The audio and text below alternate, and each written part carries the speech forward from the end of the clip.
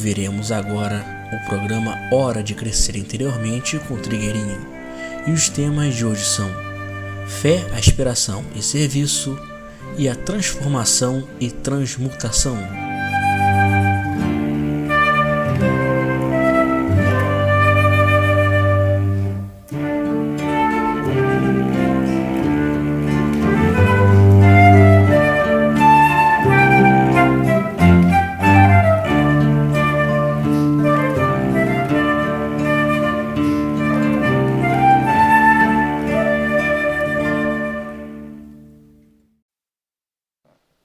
Uma pessoa escreveu uma carta. Nessa carta ele pergunta se somente a entrega é necessária. O trabalho fica completo se além da entrega nós temos fé, aspiração e se servimos. Só a entrega não basta, não. A entrega já é uma grande coisa, mas sem a fé, sem a aspiração e sem o serviço, ela parece que não é completa. Seria bom que ele lesse os livros de Teresa de Ávila, principalmente o Caminho de Perfeição e as 7 Moradas. Só que nesses livros, aonde ela usa a palavra Jesus, a gente troca por eu superior, que dá tudo certo. Quando ela usa a palavra Pai, você troca por mônada, que também dá tudo certo. E quando ela usa a palavra Deus, que ela usa muito, você troca por consciência única, pelo único, que aí vai ser muito benéfico. E como fazer para não ficar fanático, se eu só penso em seguir este caminho? Para não ficar fanático, a gente vai respeitando a forma de caminhar dos demais. Porque não existe um só caminho, mas existe um caminho para cada um. Cada um é o seu caminho. Então a gente é fanático quando acha que o próprio caminho é o único, ou é o melhor, ou pior ainda, acha que o próprio caminho vai servir para o outro. Pode ser que o próprio caminho benéfico para nós seja o contrário para o outro, não seja aquilo que o outro precisa. Então, respeitando a forma dos demais caminharem, acho que não tem como ficar fanático. E também reconhecer que todos estão caminhando. Mesmo quem não quer, mesmo quem não sabe que está caminhando, todos estão caminhando. Isto também a gente teria que chegar a reconhecer. E aí, fanatismo não existe essa palavra. E esta mesma pessoa pergunta se cada vida está identificada por um raio energético específico e se este raio muda a cada encarnação. O raio da mônada não muda, não. O raio da mônada pode ser o mesmo desde o princípio. É raríssimo mudar o raio da mônada. Ou se muda depois de muitos e muitos ciclos. Praticamente não muda. Do nosso ponto de vista, não muda. O da alma muda raramente, mas muda. O dos corpos pode mudar a cada encarnação. Então, a cada encarnação nós podemos ter um raio em um determinado corpo.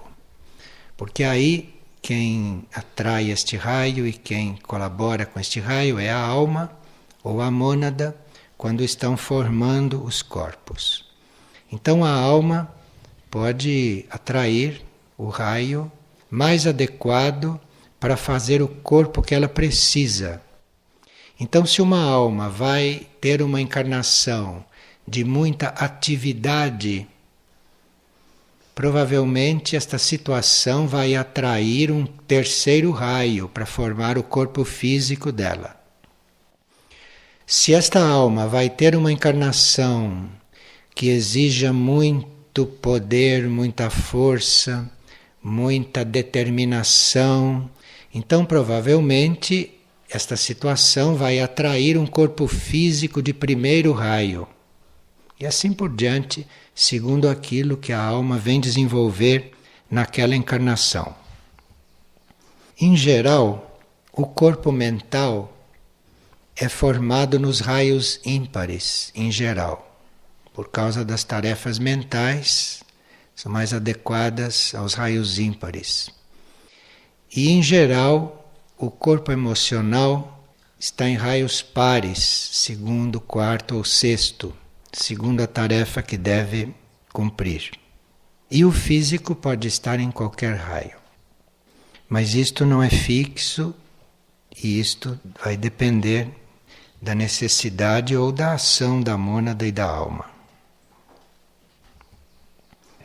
Porque nós temos vários corpos, não temos um raio em cada corpo, e a nossa personalidade, isto é, o etérico, físico, astral, mental, à medida que vai se integrando, que vai sendo uma só força, que vai formando um núcleo integrado, não dividido, isto adquire um raio, isto manifesta um raio, independentemente do raio dos corpos. Agora, quando o raio da personalidade já é bem pronunciado, já está bem desenvolvido e manifesto, o raio dos corpos são só para manter os corpos na sua energia básica, mas não predominam mais. Então, uma personalidade já bem formada, já bem realizada, está num determinado raio, o mental, o emocional e o físico se manifestam naquele raio, livremente. Aí o raio, a energia do raio pode trabalhar com a personalidade, pode se manifestar através daquela personalidade, a energia do raio da personalidade, independentemente de cada corpo ter o seu raio, que não predomina nunca sobre este, mas apoia este. Então, uma personalidade não integrada é uma personalidade que tem uma energia no físico, uma energia no emocional, outra energia no mental. Isto é uma personalidade não integrada. E essas energias podem estar trabalhando não integradamente. Quando a personalidade se integra, pode ser um raio diferente desses dos corpos. Mas aí o raio original dos corpos passam a apoiar, passam a colaborar com este outro. Agora, pode acontecer que durante a integração da personalidade, durante o processo de união da personalidade, que mude o raio de algum corpo. Pode mudar. Para ajudar nesta integração.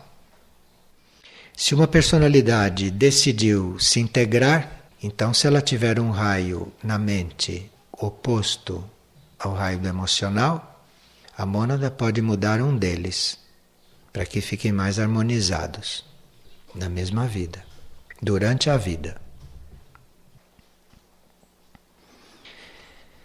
Como saber qual é a nossa verdadeira tarefa? Há pessoas que estão esperando pela verdadeira tarefa sempre, porque elas têm uma forma de ver estas coisas, elas têm uma predileção não consciente por alguma tarefa e elas não são adaptáveis às tarefas. Então, com isso, elas criam esta ideia de que a sua verdadeira tarefa ainda não apareceu. Às vezes, a nossa verdadeira tarefa é fazer o que é necessário, é cumprir o que for necessário. Às vezes, a nossa verdadeira tarefa é suprir as necessidades. Isto é uma verdadeira tarefa. E não uma tarefa específica, uma tarefa em si. Porque quando nós temos uma tarefa naquela vida ou naquele momento, isto fica muito claro. Não só fica muito claro, como a tarefa aparece e a gente reconhece. Esses que ficam lutando com a tarefa realmente não estão ainda preparados para servir. Nós procuramos fazer o que é necessário, procuramos desempenhar aquilo que nos cabe, sem pensar qual é a nossa verdadeira tarefa. Porque a nossa verdadeira tarefa não é externa, não tem nada a ver com estas coisas. A tarefa de cada um é ser o que ele é em essência. Esta aqui é a tarefa. E essa é igual para todos e é a mesma para todos. Todo o resto é secundário. E todo o resto é para levar a isto. Todo o resto foi concebido para levar a isto. A você ser o que é na sua essência. A você manifestar a sua essência. E para isso qualquer tarefa serve. Inútil estar escolhendo, porque qualquer tarefa serve para você manifestar a sua essência. Então, às vezes, há lá um setor da vida que está precisando muito de uma energia como a sua. Então, aquilo é a sua tarefa naquele momento. Sua tarefa é se doar, sua tarefa é servir aqui fora, externamente. Mas a única tarefa que todos nós temos é ser aquilo que em essência somos. É chegar a manifestar isto, chegar a ser isto. E essa mesma pessoa diz que como se faz quando a gente recebe uma tarefa diferente daquela que nós sentimos em nosso coração. Precisa ver se é mesmo no coração que a gente está sentindo. Porque às vezes a gente sente um pouquinho mais aqui embaixo e pensa que é o coração. Aqui se confunde muito esta área. Quando a gente sente um pouco mais embaixo, aí não tem como confundir, a gente vê logo que não é o coração. Mas uns 2, 3 dedinhos embaixo do coração, a gente ainda confunde. Não é o coração, não. Como farei para servir melhor nestes tempos caóticos? Não escolher a tarefa em que atuar, porque como que nós vamos saber o que é mais necessário? Por mais que a nossa mente diga, olha, isto aqui é mais necessário, a mente não sabe nada, porque a mente não conhece o total da necessidade. A mente não chega a conhecer nem a própria necessidade, que dirá a necessidade planetária, por exemplo. Então, não escolher a própria tarefa, aquele campo no qual a gente vai atuar. E isto, a gente vai, a uma certa altura, encontrar a tarefa daquele momento, porque nós estamos caminhando descalços e de mãos vazias, isto é, não estamos nos preservando, nos poupando, não estamos cuidando muito de nós, retendo as coisas para nós. Eu não estou buscando uma tarefa, meu próprio benefício, mas estou aberto para uma tarefa que seja realmente necessário para Deus, para o mundo, para a humanidade, não para mim. Isto é caminhar descalço e de mãos vazias. Não importa quem me passe aquela tarefa, se eu gosto dele, se eu não gosto, se me passou com jeito, se me passou de mau jeito. Quer dizer, eu tenho que estar descalço e de mãos vazias. Se os nossos olhos são sinceros, isto é, se a gente vê realmente aquilo que está lá, e nem fica vendo o que quer ver, porque isso são olhos hipócritas. Fico olhando para ela e fico vendo a minha ideia sobre ela. Estes são olhos hipócritas. Eu tenho que ter olhos sinceros. Tenho que estar com os olhos dispostos a ver o que eles tiverem que ver, não o que eu quero ver. E o olho da gente tem que estar sincero, para que você possa ver claramente qual é o campo de serviço e qual é a tarefa. E aí, quando você fez tudo isso, quando você olhou sinceramente e viu o campo da tarefa, ao mesmo tempo que você vê tudo isso, que você compreende a tarefa, ao mesmo tempo você encontra tudo o que você precisa para cumprir aquela tarefa, as ferramentas para o cumprimento do serviço.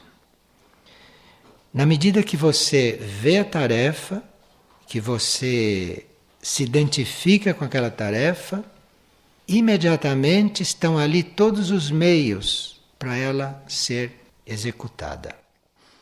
Então, nesta linha, você vai servir nestes tempos de caos como deve servir, naquilo que for necessário. Aí não vai haver dúvida, porque aí existe um plano muito perfeito e o que cabe a nós fazer não cabe a mais ninguém. Então isto tudo é muito bem distribuído. Ou seria distribuído ainda melhor se cada pessoa chamada atendesse ao chamado. Aí seria ainda melhor distribuído. Mas como a maioria não responde, ou responde à sua maneira, ou discute, ou se nega, então esta distribuição não é tão perfeita como poderia ser. Porque nisso, de um não querer, o outro fazer pela metade, o outro fazer de má vontade, o outro fazer em conflito, isso tudo vai sobrando para os outros, para aqueles que são sinceros, para aqueles que são autênticos e para aqueles que estão ali incondicionalmente. Isto vai ter que ser feito. Então isto vai sendo distribuído. E isto tem o seu lado muito positivo, porque alguém que tinha um determinado potencial e uma determinada capacidade acaba recebendo a tarefa do outro também, porque o outro não assumiu. Isto vai fazer com que a tua capacidade aumente. Isto vai fazer com que o teu potencial desconhecido se revele. Então parece uma coisa incômoda que você tenha que cumprir o que o outro não cumpre. Parece muito incômodo, mas isto é o maior bem que te possa acontecer. Porque se o outro estivesse cumprindo, você ia desenvolver aquilo que estava previsto. E fazendo a parte do outro, você vai desenvolver muito além do que era previsto. Então, nenhum de nós faz favor de suprir o que o outro não está fazendo. Ninguém faz favor. Pelo contrário, quem está fazendo isso está ganhando muito. O que não estaria ganhando se estivesse fazendo a sua parte, se o outro estivesse fazendo a dele. Está claro isto? Isto é bom que fique claro, porque é muito comum que a gente fique fazendo as coisas que cabem aos outros. E aí a gente começa a fazer de vítima, começa a se mostrar, começa a demonstrar que está fazendo demais. Isto é uma ignorância, porque se você está fazendo demais, melhor para você. Estas coisas não estão na lei da Terra. Essas coisas são outras leis. Isso está na lei da manifestação, isso está nas leis superiores, não está na lei aqui não. Uma pessoa sonhou que ela estava auxiliando em um trabalho de parto, que o movimento ali não era o movimento habitual.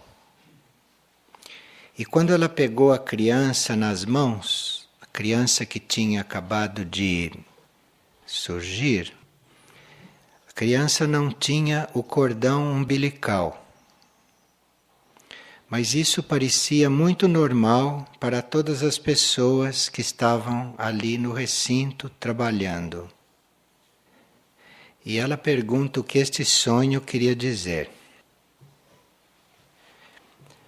O cordão umbilical simboliza a hereditariedade física que neste código genético se tem com os pais, com os antepassados. Aqui no sonho, a criança não tinha cordão umbilical para simbolizar que ela estava no novo código genético, que não havia hereditariedade. Já há pessoas que estão nascendo com um novo código genético. Então o cordão umbilical físico ainda está aí, porque o nascimento físico ainda não mudou de forma, ainda não se sutilizou, mas a consciência já está sem cordão umbilical, para alguns. Transformação é uma coisa que nós sempre estamos procurando. Agora, a transmutação é uma coisa que não adianta a gente desejar, porque isto está sob outras leis, sob outros comandos. Isso não está sob o comando da personalidade. Então, se na nossa boa vontade, na nossa boa intenção, no nosso desejo humano, nós queremos nos transformar, isto é um caminho aberto para nós. Nós podemos nos transformar à vontade. E isto é muito positivo. Agora, para a transmutação, já precisa aí a colaboração de uma vontade maior em nós. Porque a transmutação, isto já subentende uma modificação profunda na energia de algum corpo ou de algum núcleo interno. E aí já precisa não só a vontade, como o consentimento do nosso ser maior. Então nós não temos nenhum poder sobre a lei da transmutação. A transmutação pode acontecer em nós para que a nossa mudança seja mais perfeita, seja maior. Sobre o que nós temos poder é sobre a nossa transformação. E em geral, quando nós nos transformamos muito, quando a nossa transformação é muito grande, vem a necessidade da transmutação. Porque a nossa consciência se transforma e algum corpo pode ter necessidade de transmutação para poder acompanhar esse ritmo transformativo. Então nós podemos invocar a transmutação se nós realmente nos transformamos. Mas se nós nos transformamos tanto que um determinado corpo não serve mais. Isto é uma forma de nós invocarmos, mas não temos poder. Podemos precisar de um corpo transmutado, podemos invocar e aquilo pode não acontecer, porque aquilo está regido por uma vontade maior. Aquilo está regido pela vontade da mônada. E esta pessoa está fazendo essas perguntas porque ela sente uma nova energia nela. Quando os nossos corpos vão sendo transformados e quando a nossa energia vai sendo ajudada a ser o que ela deve ser, nós podemos ter a sensação de que está havendo uma troca de energias. Mas pode não estar acontecendo isso. Pode ser a nossa própria energia que está sendo reanimada. A nossa energia que não estava totalmente ativa, totalmente animada, ou nós estávamos com alguma energia semi-adormecida, e aquilo então começa a ter impulsos, começa a ser trabalhado, começa a ser reavivado. Então a gente pode ter a impressão de que houve uma troca de energias, mas nem sempre isto é assim. E uma pessoa sonhou com um ser que tinha formato humano, porém era de luz.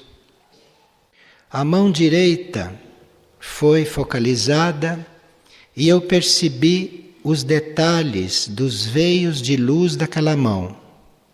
Só que aquela mão tinha só 3 dedos.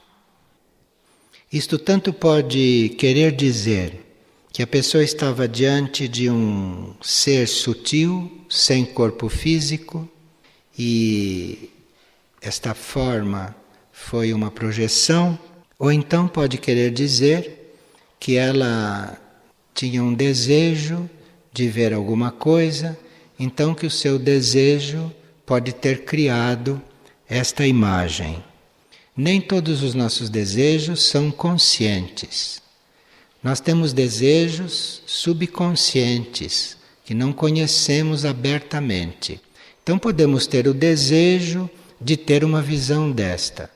E quando se apresenta uma figura de luz com 3 dedos, isto faz desconfiar que isto foi criado pelo desejo da pessoa, que não é um artífice perfeito. O nosso desejo não é perfeito. Então, se o nosso desejo cria uma imagem, aquela imagem não pode ser perfeita.